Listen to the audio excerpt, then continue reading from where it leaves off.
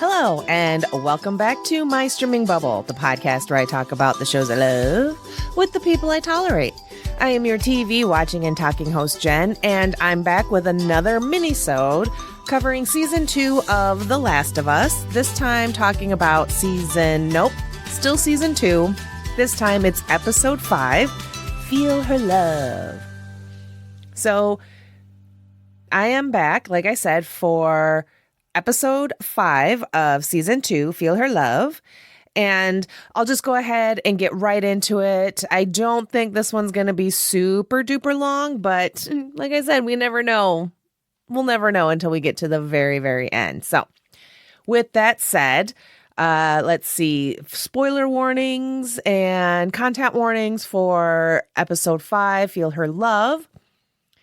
Content warnings, let's see. Nothing really stand out-ish. Yeah, I think it's okay. But if I missed anything, please let me know. All right, so what IMDb says about episode 5, Feel Her Love. The WLF makes a dangerous discovery at a great cost.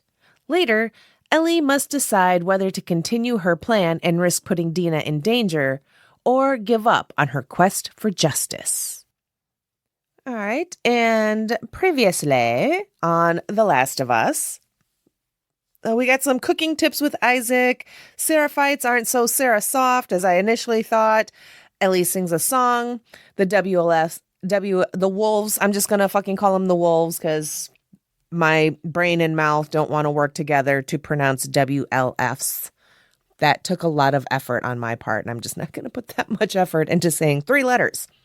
But the wolves are just hanging around, and we are just so sick of these motherfucking zombies on this motherfucking train. And finally, Dina has big news. So in this episode, Feel Her Love, what we're getting is basically day 2 in Seattle of Ellie and Dina working their way to the wolves and everything. And it's a little bit more of the same, which kind of makes sense, right? It's just day 2. Like where this episode starts, it's maybe an hour or so after the last episode ended. So these concerns of Dina being pregnant and still going along with Ellie's revenge plan is still a big concern because that's all fresh in Ellie's mind and everything. They're still obviously navigating their way through Seattle. We do get another moment with Ellie and some guitars, but I think that's just more for us to continue to miss and mourn Joel. She seems to have, that seems to be quite the attachment, the trigger for her in terms of, especially right now where they're at exploring Seattle, coming across all these guitars. These are big time reminders of Joel and him not being there. Big time downer. Don't like it.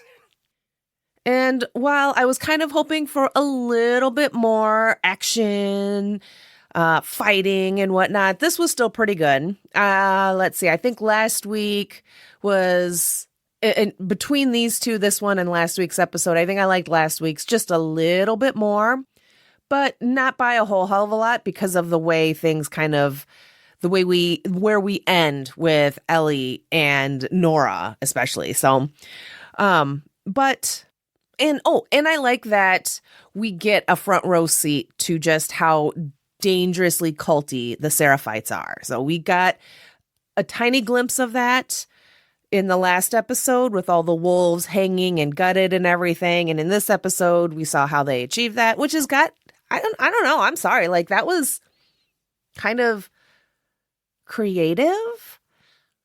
I don't think I've seen in a show or movie a gutting quite like that one. So points for inventiveness. I don't know. They were fucking creepy out in the fucking woods like that. But that's not where the episode starts. We start off back with the wolves. They're at the hospital. There's a woman and she's Elise or something like that. But she's explaining to the head woman in charge. Do we have her name yet? I don't know. But Elise, Elsie, whatever, is explaining to the head bitch in charge what was going down in the hospital basement. And that's basically it. There's nothing down there. The spores are airborne, and they have to seal off the basement to try and keep it from contaminating the rest of the hospital. And Elise, is it Elise? Why can't I pronounce that name? But she sent down like her best soldier, Leon, her best fighter or whatever. And he made the call to be like, you got to seal this shit. It's in the air. This is no good. So Elise has to do the right thing and block it all off, seal it all off, and doom those wolves that went down to check it all out. And then we find out that it was her son. Elise had to like more or less sacrifice her son at his request for the better of the community, their community and everything. Definitely that stark contrast between what Joel was willing to do for himself versus the rest of humanity when he, quote, saved Ellie. So, of course, it's going to be a mom that makes that hard decision because we are always going to put others before us. And those dad and dad-like types just aren't quite there yet. But the reveal that it was her son that was a little rough for a Mother's Day episode. So that wasn't nice. But it was impactful. I definitely, wasn't seeing that coming. I just thought like, oh my God, like she was just very distraught over the entire situation, the airborne spores, having to lock down one of her best soldiers and her son and probably a few other people down there to just become infected and like not necessarily die, but definitely not like be okay. So that was a fun reveal. That was interesting. And then, so that's the cold open and boom, go right into the opening credits where we still don't have Joel. But like when they were like, oh, it's in the air. I'm like, oh my God, that can't be good. And then I was wondering like, is Ellie still immune if it's in the air? The short answer is yes. Because I wasn't sure if there were any limits to her immunity, but so far it does not seem like there is. So that's cool. I'm down with that. Please don't change that and make me worry and stress out. All right. So after all of that, we join the gals back in Seattle. Again, day 2. Now they're trying to figure out how to get over to where they're trying to get to. And by they, I mean Dina, because of course she continues to prove that she is the brains of the operation. She's all sense. She's got the map. She's figuring it all out. Very, very good at the planning, the strategizing in terms of trying to get them from where they're at to where they need to be, trying to find ways around the wolves, even if that means going through a big ass building, warehousey type building that might be filled with infected. And it's not just the clickers, the screechers, the whatever the fuckers, but there's also these smart ones that we saw in like that first episode. And we see again here too.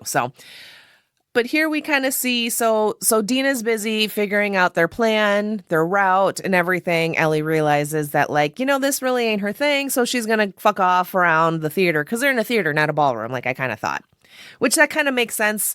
And I can see where I made that mistake. But Ellie finds, again, another stand full of guitars. She picks them up and starts to pluck away at it. And you can kind of see those emotions. And I really think that it's just all a way to help remember Joel, keep him alive, like mourn him, grieve him, all of that kind of stuff. And of course, showing off her wicked awesome guitar playing skills. And I couldn't help but wonder, do you think Joel taught her any Weird Al? Freebird, maybe? Some of the classics? But speaking of Weird Al, they have this whole fun little conversation about Amish people. Who are the Amish? What are the Amish? Which I just got a nice little kick out of. Their brief kind of knowledge of the Amish people was a nice great big broad stroke overview, I guess. It also makes me chuckle because our oldest, who's 14, really does not like the Amish. The reason is because since my husband is more or less like in agriculture for employment, he knows a lot of farmers in the area, trying to get our oldest son hooked up with like a summer job so he can earn some cash and start doing, that kind of stuff, get some responsibilities and all of that. And he had something kind of lined up with one of the local farmers, but the farmer ended up hiring Amish people. And so now our son hates the Amish, but fucking they run. So Dina gets their route and everything all planned out, and they head out, and we learn more about Dina. They talk about the first person that they had to kill, which I liked because I think it's a pretty important question during an apocalypse, right? It totally reminds me, like, I keep bringing up The Walking Dead in these mini bubbles. I can't help it. It's a zombie show. There's fucking apocalypse and zombies and, yeah, unhinged main characters who walk that fine line of survival and revenge. But it just reminded me of Rick's questions he would ask people before bringing them in. This is probably around like season 4 or 5, where he's like, How many walkers have you killed? How many people have you killed? Why? Amazing questions. Just short, sweet, to the point.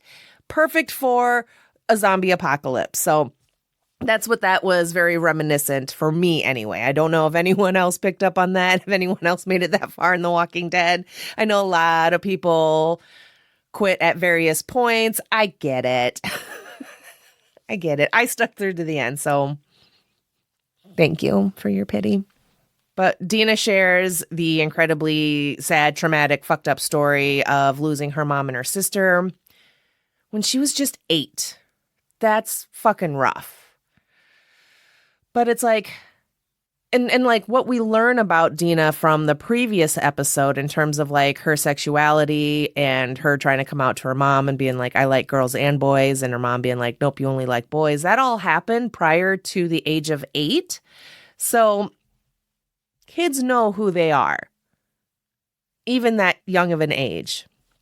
But I thought that was really kind of interesting. We have this kind of moment last episode where we hear the story of Dina realizing who she is and having to suppress that. And then now in this episode, maybe not much older than she was when she told her mom about herself, that now Dina has to do this really tough thing. Another really tough thing, right? Like coming out has got to be pretty rough, especially if you don't know 100% that your family is going to be completely supportive. And then to have that moment with your parent, and then maybe in the next year or so, you got to murder somebody to stop them from hurting them. That I don't know. That's pretty rough. Again, that's not nice for a Mother's Day episode, you guys. Come on.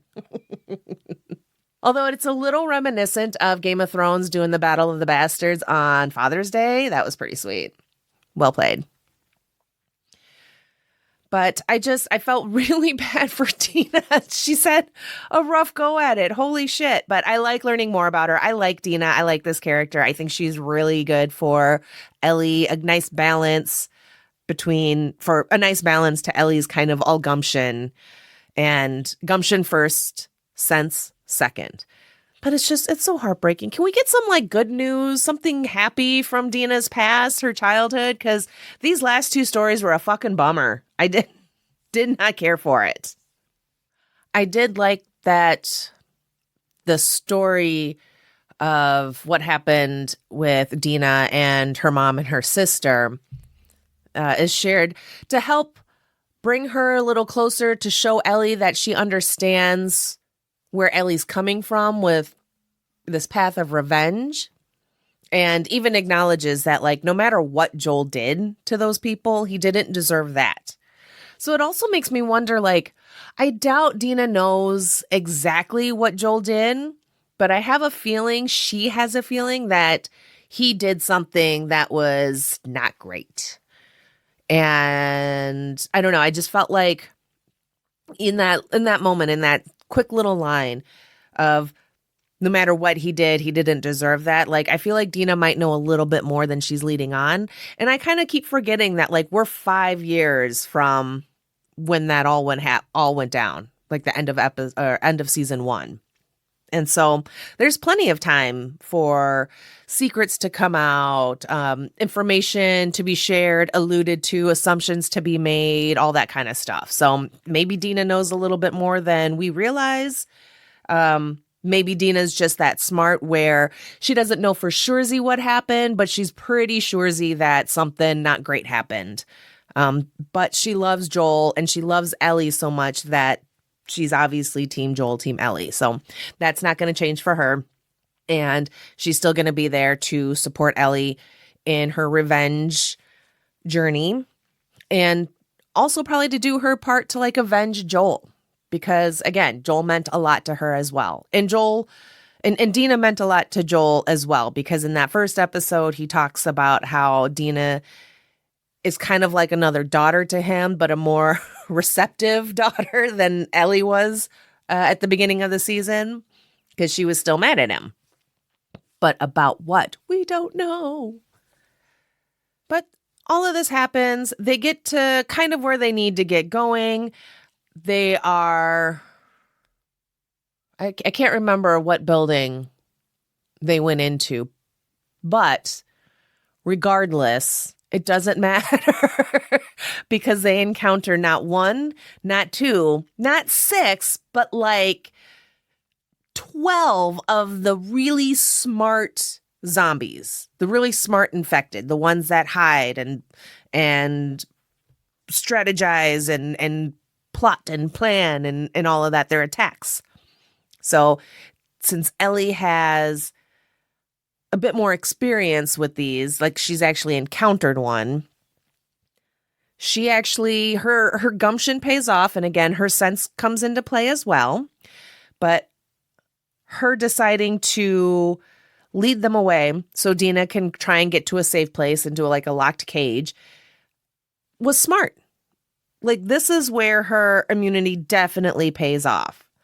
You know, in that first episode, when they go into the one building, like I said, it felt pretty low stakes when Ellie was wrestling around with the smart zombie and everything, knowing that she's immune. Although at the time I wasn't sure. I was like, is a smart zombie going to affect her differently? What is happening? Clearly that wasn't the case. So Ellie's plan goes into action. She lures the smarties away. Dina gets into the cage. She closes it, locks it, but like those things are not only smart, but they're strong, and they start like pulling at the cage and start ripping it off and everything. And Ellie's busy wrestling around with some of the smarties, and she gets bit. Like, did she get bit like a lot or just once, like really hard? I couldn't tell, and I was very worried. I was like, is there a limit to how many times Ellie can be bit? Because it seems like that's happening a lot right now. It made me nervous. But, oh boy, it was like, how are the girls going to get out of this one? They really got themselves into a pickle. And I had no fucking clue. I was like, something's got to happen. Maybe seeing Dina in danger like that, like, brings something out in Ellie, and she gets like superhuman strength and like, jumps up and like knocks off all the smarties and goes and saves Dina or something. No, that didn't happen. That's quite all right, because that's a little far-fetched. But instead, we get like this blurry figure, and like, oh my God, who is that? Is that a good person? Is that someone like Team Jackson, or is that a wolf? Can't be a Seraphite, because it just didn't fit their image and their silhouette and everything. But I was like, oh my God, who is it? Who is it? They come up to help Ellie, put their hand out, and we get that slow pan, and it's Jessie! Oh my God, I was so excited. I was so happy. I was like, yes. So that means at least Jessie went out looking for them. with or without the council's approval. We quickly find out that it's Jesse and Tommy, and they went rogue, just like Dina and Ellie did. So once Jesse and Tommy realized that the two gals bounced, they went right after him, because of course they did. So I guess we didn't need to see that conversation and that kind of setup in Jackson, which is fine. I am kind of hoping we do get back to Jackson at some point, a present day Jackson, just to kind of see where things are at. I assume everything's going just fine, but I bet Maria's probably pretty upset at Tommy and Jesse and Dina and Ellie for just taking off. So I'd like to see that.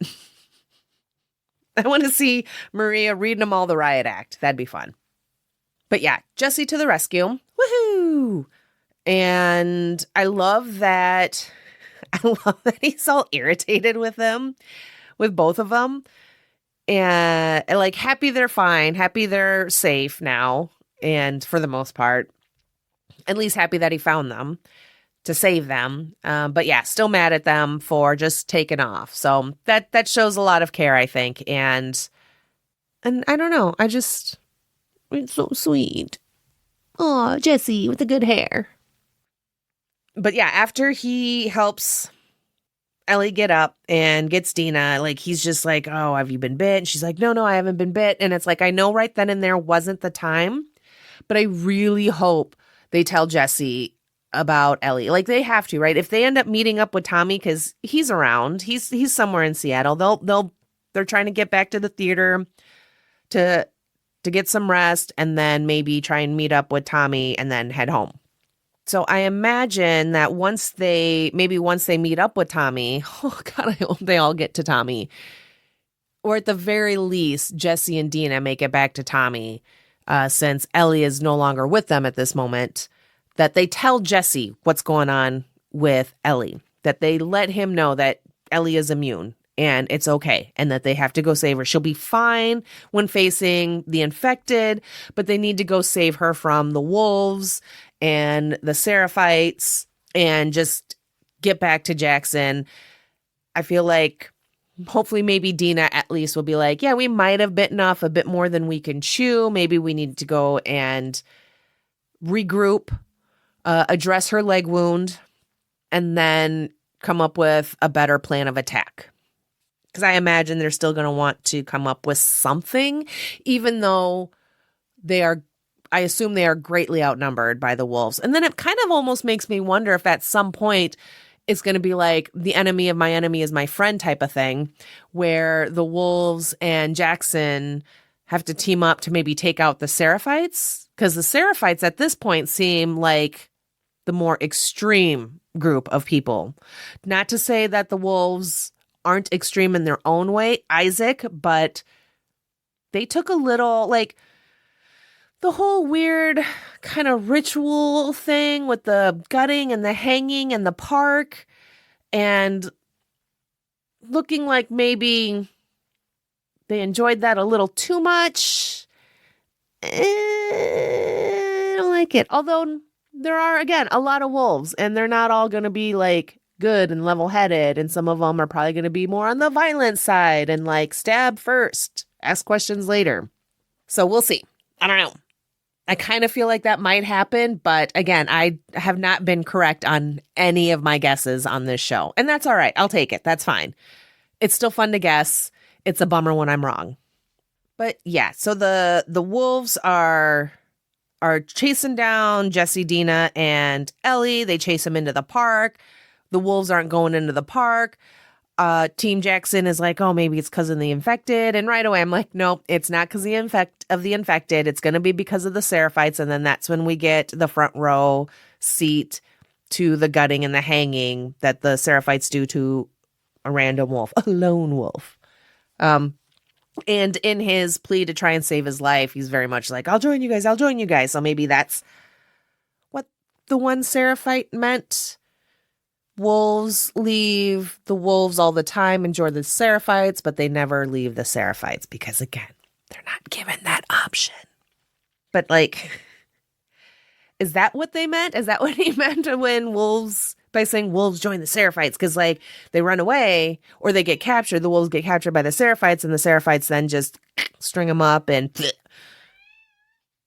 Hi, Sarge. Yeah? Oh, dear.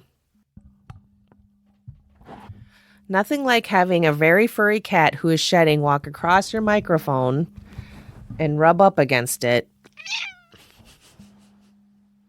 Anyway, I don't... That was rude. I was getting ready to talk. And he's gone. All right. Jesus Christ. Sarge interrupted me trying to figure out about where I was at, but they were in the park, and Seraphites are gutting a wolf. And in the last episode, the one Seraphite talking about wolves leaving the wolves and joining the Seraphites and every day, but no Seraphite ever leaves to join the wolves. And I was like, is it because y'all kill them? And I'm thinking that's probably it. That's kind of their thing. And again, the head Seraphite in charge in that scene just seemed so kind of like blasé about it. Like, all right. Andy's up and we're done. Like, it's no big deal. Like, they do it all the fucking time. No remorse, none of that. And then it's like, who is this her they keep talking about of feeling her love? Who's the her? Who is she? Have we met her already? Still someone to be introduced? Are we even going to meet them this season? I would fucking hope so. Hopefully in the next episode. I don't know how much longer I can wait. I want to know who she is. But...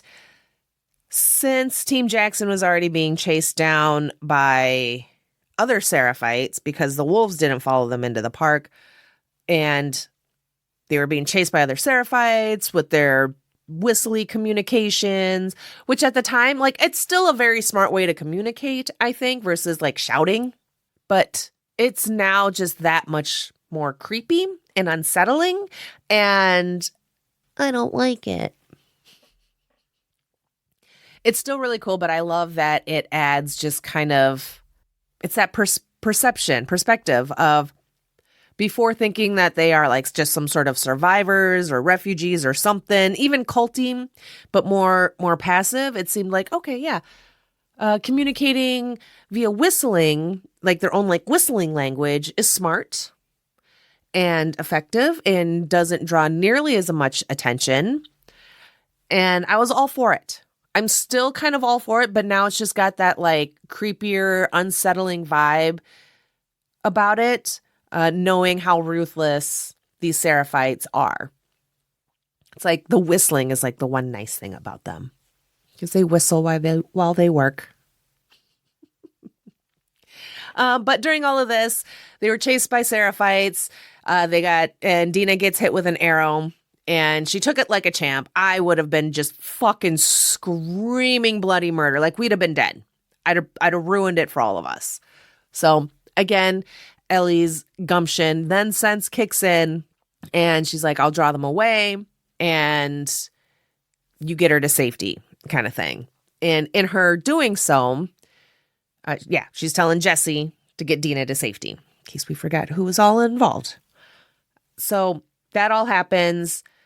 Ellie starts making her way away or back, and then she sees a door leading to the hospital. And she knows that's where Nora's at, because since Dina has one of the wolves' walkie-talkies, she's very much just like, these people talk all fucking day with the confidence that no one else is listening. And therefore they make the assumption that the Seraphites are no tech. No to low tech, because otherwise, why would you just give away your positions like that all the fucking time? So confident, cocky, and just a shitload of them, where I'm sure they definitely feel like they can be that cocky and confident because there's so many of them. And again, because the Seraphites are no tech. But because they're always jibber-jabbering on the radio, Dina remembers who was there that killed Joel that day. She remembers their names, and hearing Nora's name, septum piercing gal, that she's at the hospital, but not really hearing what else is going on at the hospital. So Ellie sees the door. She heads in. She starts working her way through. She finds Nora and confronts her. And at first, in episode 2, I initially thought that maybe Nora and like one other person in Abby's group were a little just like, this is a bit much. Maybe not 100% Team Abby. But that's not the case. And at first, it's kind of like, I still thought Nora was just like, yeah, that was wrong, especially when she begins to apologize to Ellie. And she's like, no one should have to see that. That was really fucked up. Even I'm still pretty traumatized by it. Hearing his screams, waking up, cold sweats, reliving that moment, blah, blah, blah. But then she doubles down and she's like, but he fucking deserved it. And then that made Ellie mad, rightfully so. And then a chase ensues. Gotta love a foot chase scene through a mostly abandoned hospital, a somewhat abandoned hospital.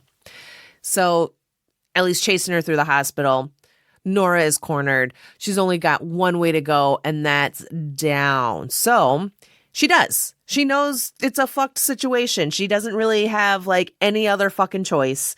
Ellie, obviously not knowing what the fuck is going on and still being all gumption, just follows her straight down. And I'm just like, again, can the airborne spores affect her differently, like at all?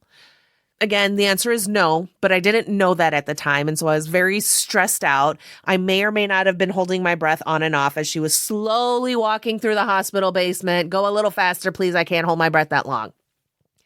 And the set of the bottom level of the hospital or whatever, with all the roots, the fungus, what are they called? The Corleones or whatever, all fucking creeping around all over the walls, the floor, the ceiling, on top of each other, around people that aren't dead. They're just like trapped. They've been absorbed by the fungus, and it's just breathe in good air, breathe out bad air.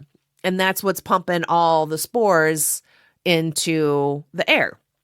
And I love seeing that. I love seeing these little poofs of like the infected air coming out of the mouth of the infected, and still not knowing if the airborne shit affects Ellie differently. I'm just like, take a step back, 6 feet distance, please. Let's go back to that. You're not wearing a mask. Oh my God. Wash your hands. Sorry. Wrong airborne infectious disease. But she eventually, so Ellie sees all these people. They're just, that's gotta suck to just be absorbed like that. And I'm sure they're mostly dead. They're just like, they're like zombies, but they just are immobile.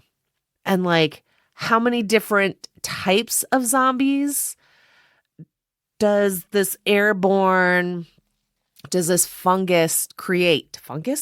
Fungus create, right? We got the bloaters, we got the clickers, we got the smarties. How many more are there? That's too many different types of zombies.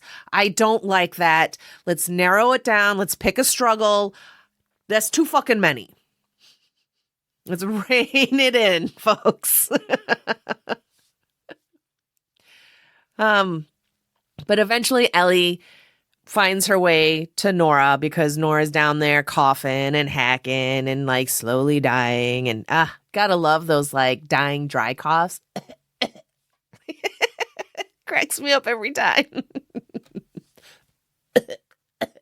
Anyway, Ellie and Nora once again face to face. Nora just being like, do you even know what he did? And I was kind of like expecting Ellie to just being like, I don't give a shit. I don't fucking care what he did. I don't need to know. What you guys did was worse or something, blah, blah, blah. Or just, punishment didn't match the crime kind of thing. But no, Ellie knew. At least that's what she told Nora. And could she be bluffing? I don't think so. I think Ellie does know, and again, doesn't care. This is just kind of her excuse to go out on her revenge path. And she does. She goes full Abby on Nora. She picks up a pipe and just starts beating the shit out of Nora. It's like she's already dead. Just leave her. I don't know. She'll be absorbed by like the root fungus stuff or whatever. Ugh. But that was kind of a fun reveal, realizing that Ellie did know and still feeling like she's justified in getting her revenge on Team Abby. So yeah, she full on goes down that revenge path just like Abby. We're seeing the commonalities between the two in this sense. Ellie knows all about the hospital, Joel taking them all out, that she's the one. She's the girl who is immune and she actually exists. She's not just like a folklore fairy tale or something. She's real. She's a real live girl. So it's kind of cool that there's just like this lore around Ellie. Like she's like, yeah, like this myth or something of the zombie apocalypse. But she knew. What the fuck? So I'm still very curious and excited to see how this is all going to play out because, of course, I thought she didn't know. I thought that secret died with Joel. I thought this was something she was going to have to slowly piece together and come to grips with, trying to reconcile that Joel did maybe a not good thing, but for her and for very selfish reasons, and then trying to live with those decisions of, well, if he hadn't done that, then I never would have met Dina, never would have fallen in love, and our lives wouldn't be able to kind of start type of thing. But nah, she knew. And in this moment, at the very least, she seems like she does not give a fuck. I love that for her. Good or bad, you kind of have to respect it when someone's just like, when they're all out of fucks and they've got none to give. I guess you don't have to respect it. I understand that. I understand being out of fucks and just being like, nope, I don't give a shit. Goodbye. And then we get what looks like a dream, a hallucination, or a memory. Ellie's waking up in a room, in a nice room. So got to be back at Jackson, where they have all the nice amenities like a roof and walls and beds and apparently toothbrushes and toothpaste, basic dental hygiene. But she's slowly waking up and it's like kind of a nice warm morning, sunrising glow in her room, just kind of that like cozy, homey feeling. And then who walks through the door? Loud, happy, gasping noises. It's Joel. I was so excited. But I also got very fucking upset because, like, how dare you take this man away from us and then in like such a horrible, traumatic way and then bring him back just so we can be reminded that he's fucking gone? I was not ready for that. But I was very happy to see Joel. Very happy that we're not completely done with Pedro Pascal in this yet. I didn't even see if his name came up on the credits because I'm just so used to it not being there. Is he going to get like a special guest appearance credit? I didn't even notice. I was too busy just being like, oh, loud, happy, gaspy noises. Weird, loud, happy, gaspy noises is what I should have said because it was weird because that's just what I do. But, and then screen goes black, end of episode, cue theme song and credits. Oh, I loved this episode. I mean, it wasn't, I guess what I loved about this episode was this kind of this last like 5-10 minutes where Ellie gets to the hospital and she gets her kind of one-on-one with Nora, and Nora finds out that Ellie exists, and we find out that Ellie knew all along what Joel did. So these kind of fun surprise twists kind of made up for the rest of this episode being clearly, literally day 2 of Seattle. I would say if we had gotten any kind of like time jump of even a couple of days, I probably would have expected something a little different, something a little bit more than just a bit of the same. But again, since this is the second day, to me, that makes total sense. And this time, instead of seeing truly the wolves up close like they did in the last episode, they get more time with seeing the Seraphites up close and seeing the brutality of them. So they know that they're dealing with two very violent, dangerous groups. And not realizing that they themselves are now like kind of a violent, dangerous group as well.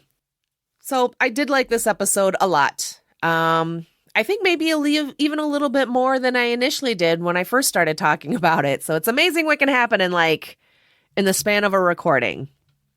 But I'm very interested. I don't know. I mean, I'm excited for the next episode because I'm excited for all the episodes because I'm very excited to find out what the fuck happens in this season. But I'm really interested in the next episode because from what it looks like, it's going to be maybe a flashback episode to Ellie and Joel's time in Jackson over these last 5 years. I imagine we're going to see some good times and happy times and maybe him teaching her the guitar. Oh my God, let's just keep bringing back guitars. But I'm fine.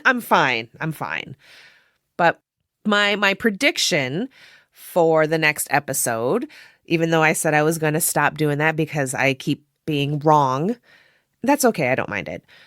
Again, a flashback episode to Ellie and Joel over the last 5 years. I don't think it'll be like it'll jump around between the 5 years and we'll get happy times, sad times, bad times, angry times. And then I'm wondering, I assume we're going to find out in the next episode when Ellie found out about what Joel did. It almost makes me wonder if she found out more recently, like right before season 2 started, and that's why she was mad at him, like mad for the same reasons I thought she was going to be mad, but like freshly mad. Because again, I kind of forgot that like there's been 5 years, and for her to have found out what Joel did like right away and then hold that grudge for 5 years, that's a lot. That seems a little unreasonable. That's on me.